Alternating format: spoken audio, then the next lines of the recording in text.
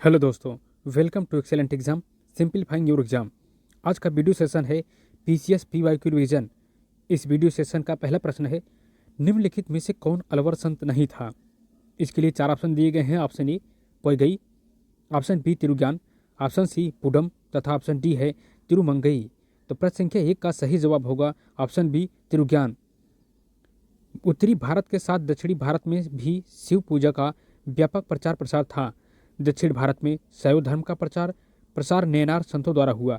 नैनार संतों की संख्या 63 बताई गई, जिनमें प्रमुख संत अपार, तिरुज्ञान, समंदर, सुंदरमूर्त, मड़विक वाचगर आदि का नाम उल्लिखित है। प्रश्न संख्या 2 है, गौतम बुद्ध द्वारा अपने धर्म में दीक्षित किए जाने वाला अंतिम व्यक्ति निम्नलिखित में से कौन था। इसके लिए चार ऑप्शन है। Option A Anand, option B Sariputra, option C Moggallana तथा ऑप्शन डी है सुभद्र। तो प्रश्न संख्या 2 का सही जवाब होगा ऑप्शन डी सुभद्र।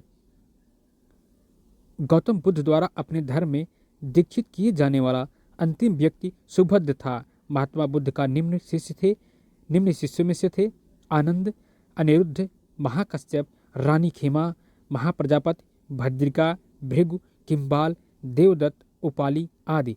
तो चलिए नेक्स्ट क्वेश्चन की ओर चलते हैं। नेक्स्ट क्वेश्चन नंबर 3 है, मौर्य काल में सीता से तात्पर्य है।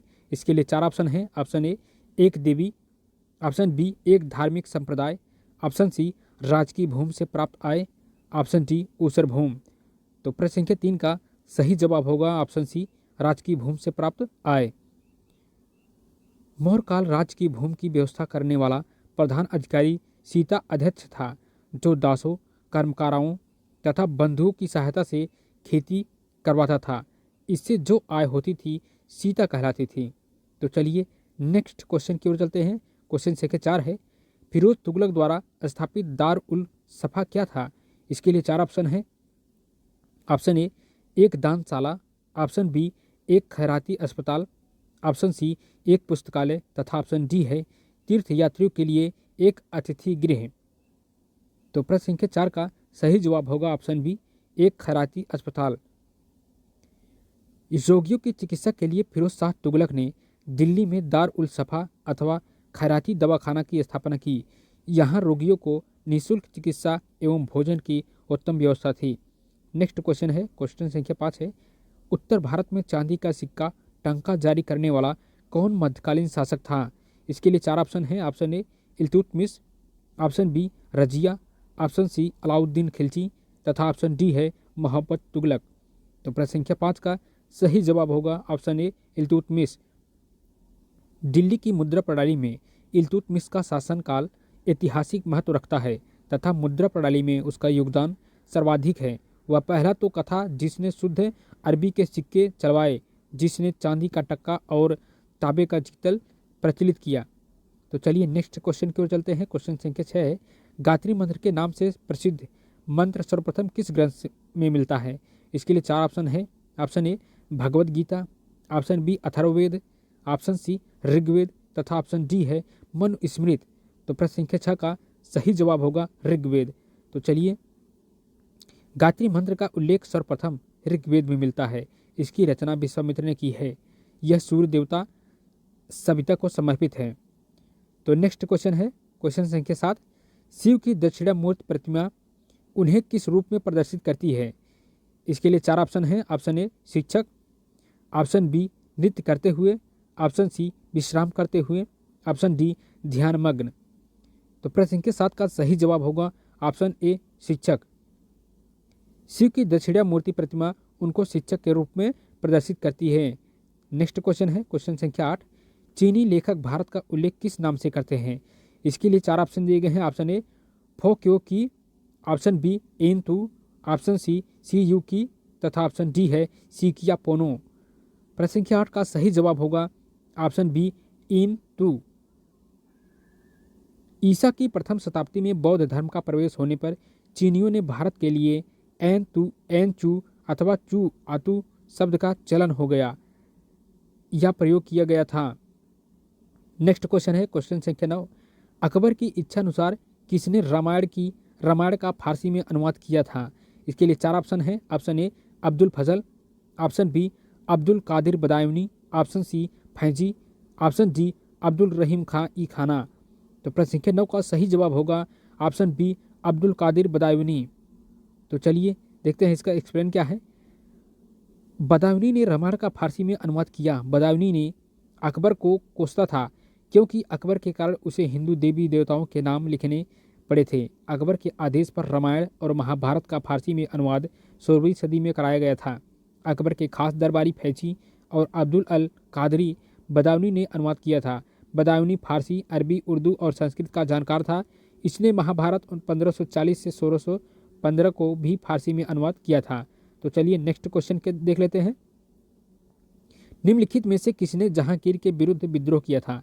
इसके लिए 4 कूट दिए गए हैं।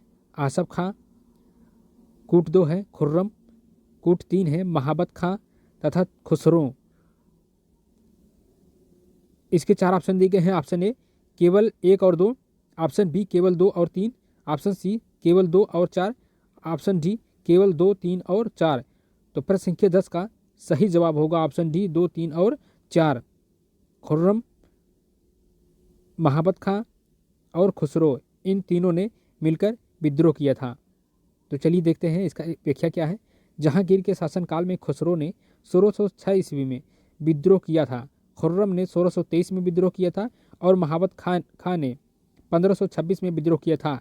खुसरो जहांगीर का ज्येष्ठ पुत्र था। तो चलिए नेक्स्ट क्वेश्चन की ओर चलते हैं। क्वेश्चन 11 है, निम्नलिखित में से कौन जहांगीर के दरबार में ब्रिटिश शासक जेम्स प्रथम का राजदूत था? इसके लिए 4 ऑप्शन है। Option A William Hawkins, option B William Finch, option C Pietro Della Valle तथा ऑप्शन डी है एडवर्ड टेरी। तो प्रश्न संख्या 11 का सही जवाब होगा ऑप्शन ए विलियम हॉकिंस। 1608 ईस्वी में कैप्टन विलियम हॉकिंस इंग्लैंड के राजा जेम्स प्रथम के राजदूत के रूप में सम्राट अकबर के नाम पत्र लेकर बादशाह जहांगीर के दरबार में उपस्थित हुआ। हॉकिंस तुर्की एवं फारसी भाषा बोल सकता था। जहांगीर उससे काफ़ी प्रभावित था। उसने हॉकिंस को 400 का मानसिक तथा फिरंगी का अथवा इंग्लिश था उपाधि दिया था, से सम्मानित किया। वह 3 वर्ष तक मुगल दरबार में रहा। तो नेक्स्ट क्वेश्चन है, क्वेश्चन 12 है, निम्नलिखित में से कौन सा युग्म सही सुमेलित नहीं है?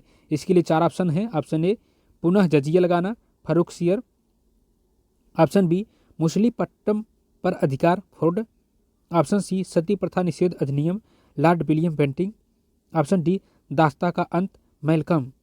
तो प्रश्न संख्या 12 का सही जवाब होगा ऑप्शन डी दास्ता का अंत, मैल्कम।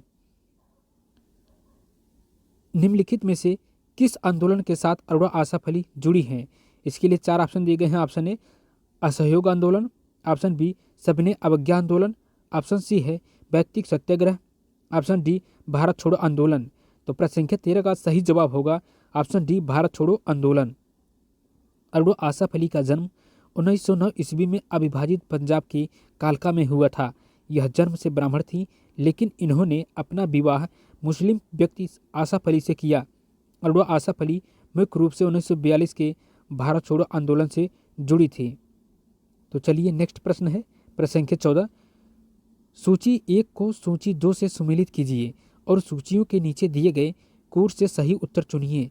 दिया है lady Catherine Mayo, freedom at midnight, B है Larry Collins and Dominique Lapierre, mother India, option C है Ram Manohar Lohia, discovery of India, Jawaharlal Nehru, guilty man of India's partition.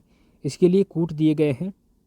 Option A 2, 1, 4 और 3, ऑप्शन बी 1, 2, 3 और 4, option C है 1, 2, 4 और 3 तथा option D है 4, 3, 2, 1। तो इस प्रश्न का सही जवाब होगा ऑप्शन ए 2, 1, 4 और 3। तो lady Catherine Mayo, mother India, इसका सही मिलान इस तरह से है। Larry Collins and Dominique Lapierre, freedom at midnight, Ram Manohar Lohia, guilty man of India's partition. Option D है Jawaharlal Nehru, discovery of India. तो नेक्स्ट क्वेश्चन है, क्वेश्चन 15, मुस्लिम लीग के लाहौर अधिवेशन 1940 की अध्यक्षता किसने की थी? इसके लिए 4 ऑप्शन है। Option A Liaquat Ali Khan, option B Chaudhry Khaliquzzaman, option C Mohammad Ali Jinnah, option D Fatima Jinnah. तो प्रश्न संख्या 15 का सही जवाब होगा ऑप्शन सी मोहम्मद अली जिन्ना। मुस्लिम लीग के लाहौर अधिवेशन 1940 की अध्यक्षता मोहम्मद अली जिन्ना ने की थी, जबकि लाहौर प्रस्ताव एक औपचारिक बयान था जिसमें एक अलग मुस्लिम राज्य के निर्माण की मांग की गई थी। जफरुल्लाह खान और ऑल इंडिया मुस्लिम लीग के अन्य प्रमुख सदस्यों द्वारा लिखे गए राजनीतिक बयान ने मुख्य रूप से मुस्लिम आबादी के आधार पर एक स्वतंत्र राज्य के निर्माण का प्रस्ताव रखा। नेक्स्ट क्वेश्चन है क्वेश्चन संख्या 16। किसने कहा था तिलक भारतीय अशांति के जनक हैं? इसके लिए 4 ऑप्शन है। Option A V Chirol, option B Louis Fischer, option C Webb Miller तथा ऑप्शन डी है लॉर्ड रीडिंग। तो प्रश्न संख्या 16 का सही जवाब होगा ऑप्शन ए वी चिरोल। तो चलिए इसका एक्सप्लेन कर लेते हैं। लोकमान्य बाल गंगाधर तिलक का जन्म 23 जुलाई 1856 को रत्नागिरी महाराष्ट्र में एक निर्धन ब्राह्मण परिवार में हुआ था। तिलक का राजनीतिक जीवन 1891 में प्रारंभ हुआ। लंदन टाइम्स के संवाददाता वैलेंटाइन सिरोल ने तिलक को भारतीय अशांति का जन्मदाता कहा था। क्वेश्चन 17 है माउंटबेटन योजना आधार बनी। इसके लिए 4 ऑप्शन है। ऑप्शन ए ब्रिटिश शासन की निरंतरता का, ऑप्शन बी सत्ता के हस्तांतरण की, ऑप्शन सी देश के विभाजन की, ऑप्शन डी है सांप्रदायिक समस्याओं के समाधान की। तो प्रश्न संख्या 17 का सही जवाब होगा ऑप्शन सी देश के विभाजन की। लॉर्ड माउंटबेटन 34वें एवं अंतिम ब्रिटिश गवर्नर जनरल थे। लॉर्ड माउंटबेटन ने भारत आते ही सत्ता हस्तांतरण के लिए विभिन्न नेताओं से बातचीत करना प्रारंभ कर दी। सभी नेताओं को राजी कर माउंटबेटन लंदन चले गए और ब्रिटिश सरकार की सहमति पाकर वह पुनः भारत वापस आए और 3 जून 1947 को भारत विभाजन योजना माउंटबेटन योजना प्रस्तुत की। नेक्स्ट क्वेश्चन है क्वेश्चन संख्या 18। 1937 में प्रांतों में मंत्रिमंडल के निर्माण के उपरांत कांग्रेस का शासन कितने महीने चला था? इसके लिए 4 ऑप्शन है। ऑप्शन ए 28 महीने, ऑप्शन बी 29 महीने तथा ऑप्शन सी है 30 महीने और ऑप्शन डी है 31 महीने। तो प्रश्न संख्या 18 का सही जवाब होगा ऑप्शन ए 28 महीने। नेक्स्ट क्वेश्चन है क्वेश्चन संख्या 18। निम्नलिखित में से किसने सर्वप्रथम भारत के लिए औपनिवेशिक स्वराज की मांग की थी? इसके लिए 4 ऑप्शन है। ऑप्शन ए राजगोपालचारी और सरदार पटेल ने, ऑप्शन बी पंडित मोतीलाल नेहरू और गोविंद बल्लभ पंत ने, ऑप्शन सी सर तेज बहादुर सप्रू और जयकर ने, ऑप्शन डी है जवाहरलाल नेहरू और जगजीवन राम ने। प्रश्न संख्या 19 का सही जवाब होगा ऑप्शन सी सर तेज बहादुर सप्रू और जयकर ने। सर तेज बहादुर सप्रू और M.R. जयकर ने सर्वप्रथम भारत के औपनिवेशिक स्वराज की मांग की थी। नेहरू कमेटी का गठन 1928 में हुआ था, जिसके अध्यक्ष मोतीलाल नेहरू थे तथा अन्य सदस्य M.R. जयकर, तेज बहादुर सप्रू, सुभाष चंद्र बोस, जवाहरलाल नेहरू, सोयब कुरैशी, M.R. अडे, N.M. जोशी, अली इमाम मंगल सिंह आदि थे। नेक्स्ट क्वेश्चन है क्वेश्चन संख्या 20। आज़ाद हिंद फौज के अधिकारियों के लाल किले में चल रहे मुकदमे में उनके पक्ष में निम्नलिखित में से किसने वकालत की थी? इसके लिए 4 ऑप्शन है। ऑप्शन ए C.R. दास ने, ऑप्शन बी मोतीलाल नेहरू ने, ऑप्शन सी M.A. जिन्ना ने, option D sir T. Sapru ने। तो प्रश्न संख्या 20 का सही जवाब होगा ऑप्शन डी सर तेज बहादुर सप्रू ने। 1945 में ब्रिटिश सरकार ने IAA के सैनिकों एवं अधिकारियों पर लाल किले में मुकदमा चलाया। इस मुकदमे के मुख्य अभियुक्त शहनवाज खान प्रेम सहगल की तरफ से राजद्रोह का आरोप लगाया गया।